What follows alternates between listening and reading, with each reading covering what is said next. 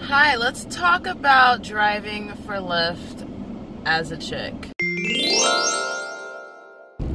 If you're watching this, I'm guessing you're either a girl who wants to know if driving for Lyft is a safe thing to do, or you're somebody that really just wants to hear like a really juicy story. So I'll give you a little bit of all that. But first things first, I'm hungry, so I'm gonna go to Taco Bell and get something to eat, and then we'll chat together, okay? Okay, so this is turning into a Taco Bell mukbang, whatever you want to call it, chat about Lyft, because I ordered kind of a lot of food, and I'm very happy about it.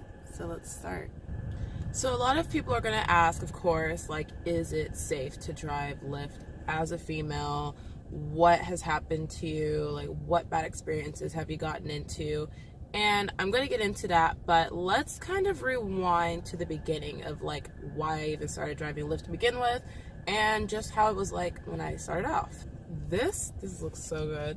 Okay, so I've been driving Lyft for about a year. A year? Yeah, I've been driving Lyft for a year now. I started last summer. I used to be a bartender, but I was working more than one job. And I stopped working my bartending job, but I wanted to supplement my income still, so I picked up Lyft because I knew it was a job that I could have literally like instantly. It took me maybe a week from the day that I applied to when I got my inspection done and approved to start driving Lyft and be on the road. And that's pretty good. Like, you apply and you're working in a week. Like, that's basically unheard of for most any job. Oh, my pants. No, it's stained my pants. And when I got a new car, so many people told me, like, you should drive for Uber, you should drive for Uber. And I was like, no, I don't want to put that many miles in my car. I put a lot of miles on my car anyways. So I decided, okay, fine, I give in. I do so much driving, it's insane. It would make sense for me when I'm going to all these different cities and all these different counties to make money while I'm going out there. Like, if I'm going to drive 2 hours to Los Angeles, why don't I do a few lifts and then make back the gas I just spent, or however much money I spent during the day, and then I can come back home. So it's like my day was paid for, you know? Oh my god, this is the chicken mini. This is the shredded chicken mini quesadilla, and it's so good. It is so good.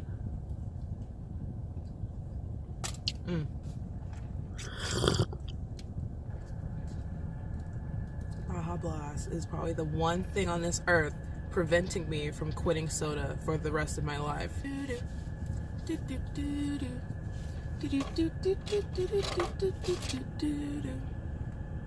If you can guess what song that's from, I'll give you all my love. So because I commuted to work, and I commuted to my hobbies, and I commuted to my family, and I was always like doing something outside of the city that I was living in, Lyft came in really helpful for being able to afford the gas, keep up with my lifestyle, and also just, it was really interesting to be able to work for a place, or I guess a company I should say, where if you need money, you can cash out instantly, as long as you make at least $5.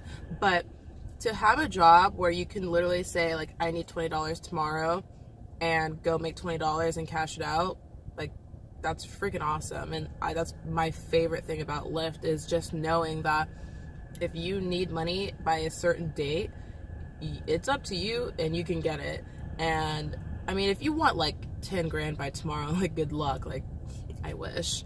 But my experience driving in Los Angeles, for somebody who does not live in Los Angeles right now, if you're not from Los Angeles, like, as like a resident, and you're driving, like, you're commuting to Los Angeles, it kind of wasn't worth it for me, because I was living 1.5 to 2 hours away from LA.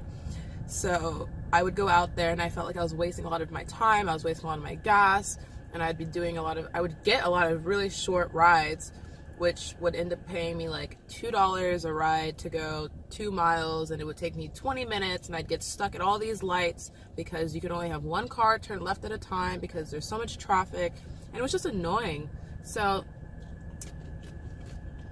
that was like a huge con, like huge. And that happened to me a few times, and it made me extremely jaded. Like, I was like ready to just not drive Lyft anymore. I'm like, I don't like this.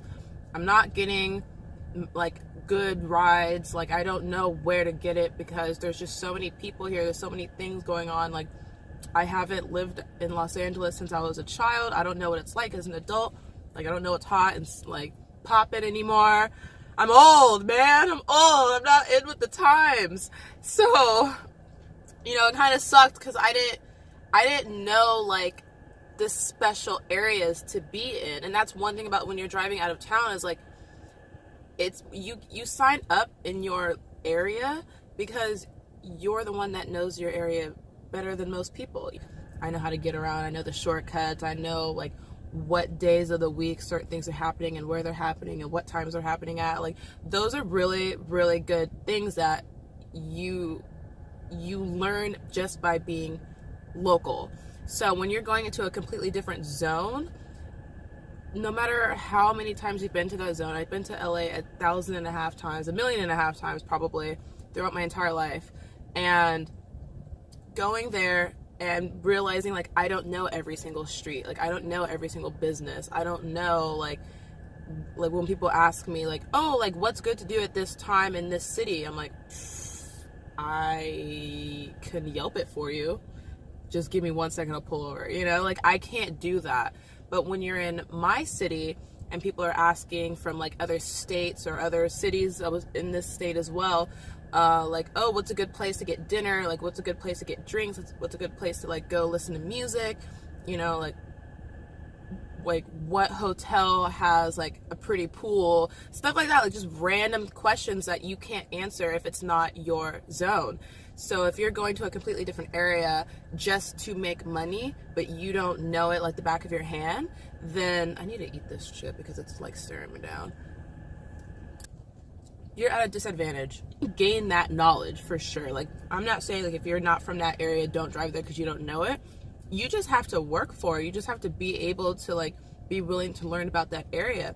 But for me, I was in so many areas that I would have to learn all of Southern California, all of it, because I was in every single county every single week for every single thing that I did by myself for like my own life, not related to Lyft. It was bittersweet because it was convenient to drive and get like cash everywhere I was, but it was inconvenient to not have like the best times to the best locations, the, you know, like I'm still commuting to these areas. Like if I'm going out of my way to just drive there, like it needs to be worth it. And if I happen to be there and I make money, then I'm always going to come up on top. But if I'm going out of my way to drive there, like I better know what I'm doing. Because if I don't know what I'm doing, like you could end up just spending so much money on gas and it's not really worthwhile because you haven't paid any of the taxes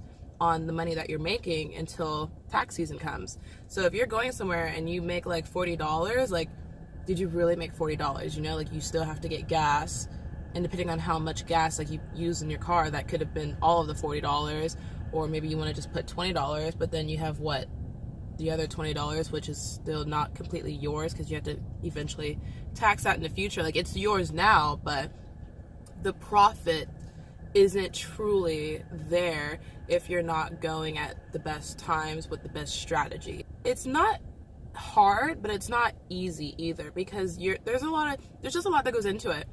And for every state, every city, no two places are going to be the same. So you can't really give exact advice for the best strategy for somebody. The best strategy is honestly just telling somebody to give a lot more attention to your community. If you're driving just in your own region, that's awesome because you're already going to know so many different things. You don't have to try as hard to learn. You can still ask everybody around you what advice you would need that would pertain to driving. And if you're going to a completely different city, then if you have friends there, then that helps because you can ask them for advice about like different things that are going on and things that they like to do and, you know, things that they've heard about doing. And my nachos are getting cold because I'm talking so much. If you're trying to drive Lyft and you've never done it before,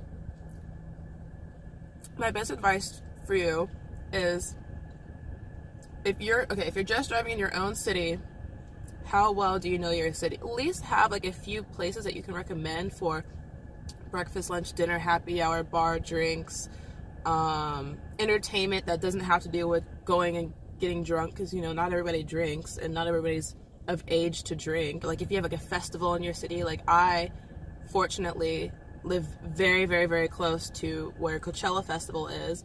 So all the people from Los Angeles, that's when they all come to me and they want to go hang out outside of Coachella for rides. Any kind of like, there's just so many different things that people forget their city has or their area has just for themselves. So you need to start noticing what's around you, so that way when other people ask you like what's fun to do here, it doesn't necessarily mean that it's something that you do. It just has to be something that like is enjoyable for visitors or residents alike. Movie theaters exist everywhere. Like, you don't have to recommend the movies. Like, you can say where it is if people want to know, but most of the time, like, if somebody wants to watch a movie, like, they're gonna just Google it anyways. They're gonna figure that stuff out by themselves. So bring something to the table that's just like unique. All right, we are moving on to the Chipotle chicken griller. This is the combo, you guys. Diablo plus hot together. Incredible.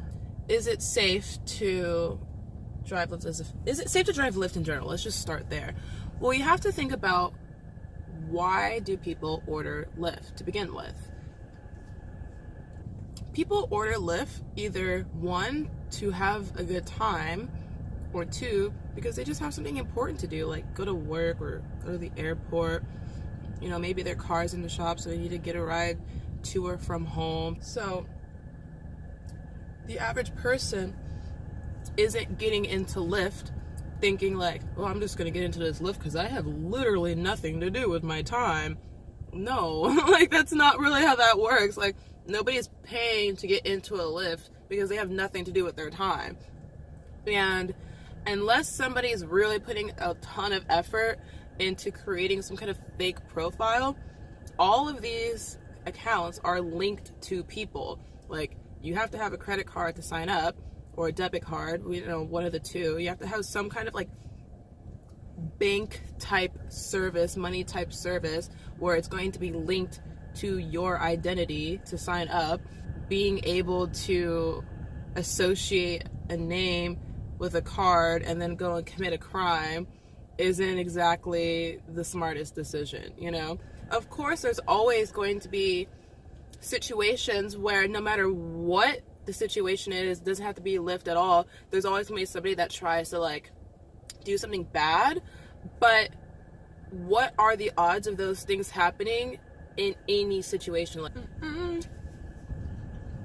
this is so good. Holla holla for $1. This is $1. What? No, it's $1.99. Whatever. My nachos were $1 though. Fun fact: a lot of people may say that they're so in love with Taco Bell, they're Taco Bell's #1 fan. They're lying to you, because that's me. Bean burrito with rice added. As much as I want to say that I don't normally eat this much food, I really also don't want to lie to you about anything. So that's tea. My experience as a Lyft driver, as a female in Southern California, all of these things probably matter in some way. Have I ever felt uncomfortable with people in my car, or have dealt with any like type of harassment or anything like that? The answer in short is no. I've never felt that like my life was threatened, or that somebody was going to do anything to hurt me, or like violate me in any way. I've had people hit on me. It's not as often. Like, people have like complimented me, and then there's people who've like tried to get my number and stuff like that.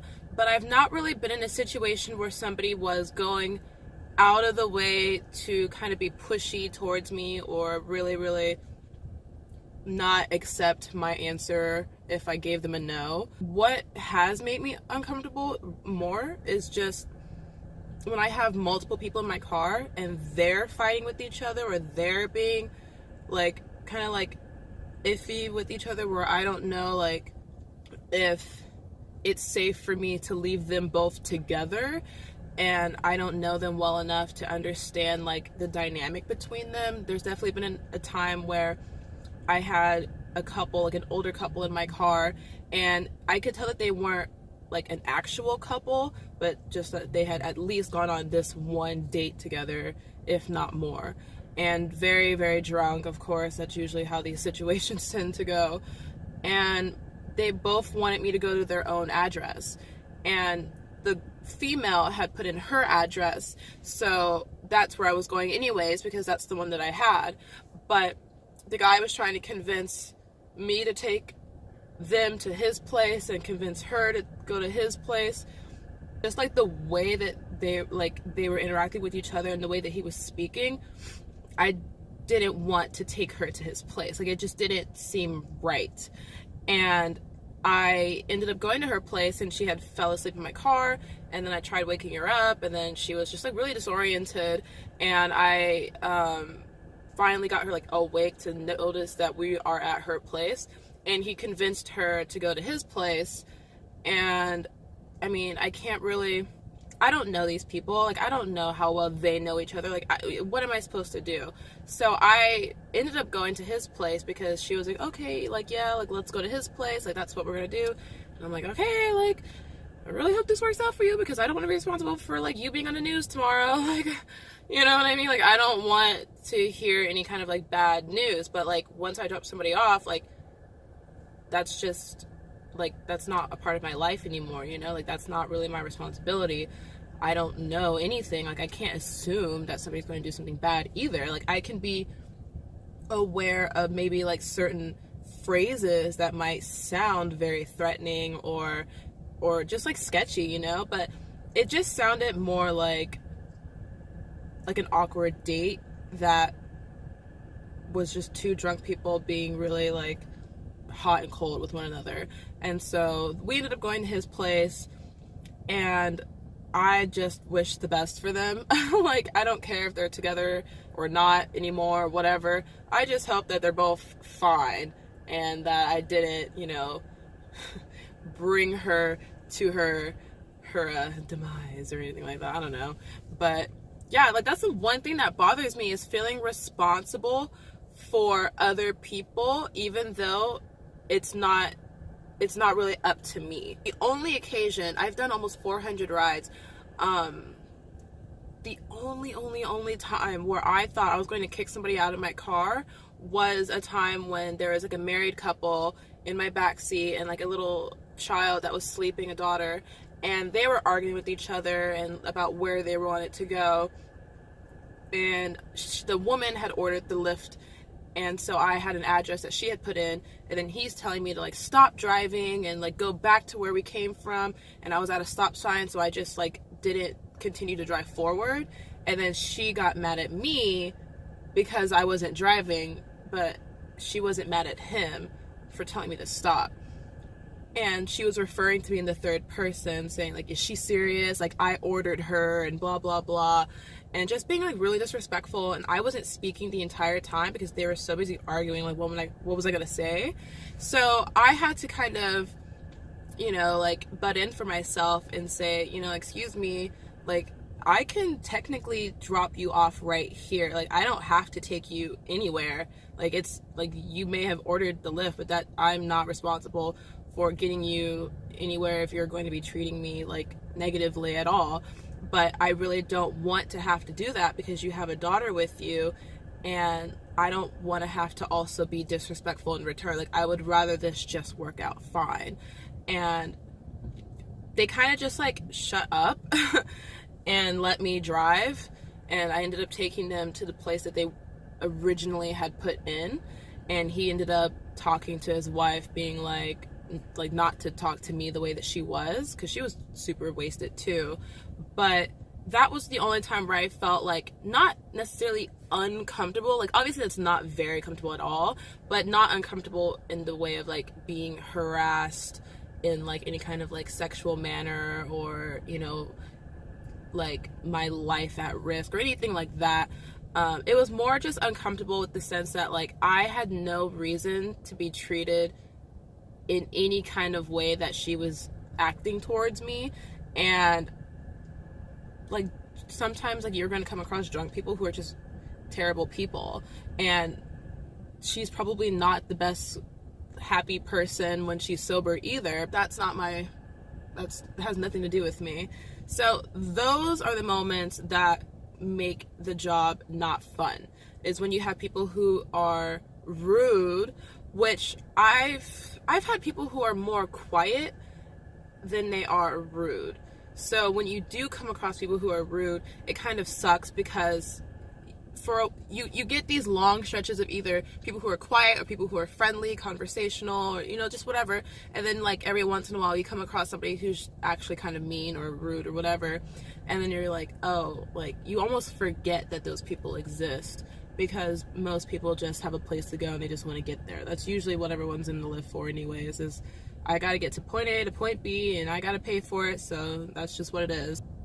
As far as people being touchy with me, like I've never had anybody touch me. I've never had anybody, like I've had people sit in my car for a really long time because they just want to talk my ear off. Or like, hey, can I get your number? You want to hang out at my hotel? Like we're having a pool party. You want to look at blah, blah, blah.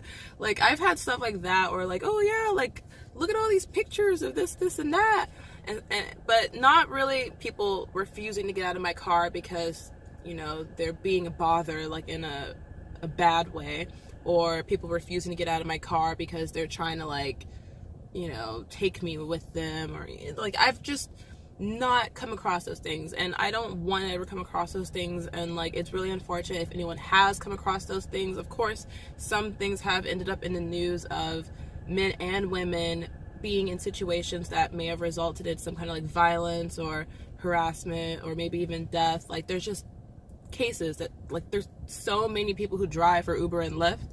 Something bad is going to happen at some point in time. Like that's just reality. It's really not about the job itself. It's just you're putting yourself around so many people all of the time. The probability starts to kind of widen, I would say. But for being safe, like I drive at night way more than I drive in the daytime. Like I actually am pretty bad at driving in the daytime because there's things that I do. Either I don't want to wake up because I'm sleeping, or I'm at work, or I'm at school, or I'm at this, you know, like I drive at night a lot, and I've done some wild rides. Like I actually have a story time where I ended up going to jail for something. You can watch that and figure out what I mean by that. And there is a time where, you know, I get two people that hop in my car and they're like, all right, we're going to Mexico. And I'm like, wait, what? Like, can I even do that? All right, let's buckle up, let's go, you know? So I've had some pretty interesting moments, and I've had people get in my car, fall asleep, put in all the wrong addresses over and over and over again, and I'm just driving like, I don't know if this is correct, because the last 2-3 times we put in the address, it was not correct. So let's pray we get you somewhere that's acceptable so I can just get home and get on with my day, get on with my life.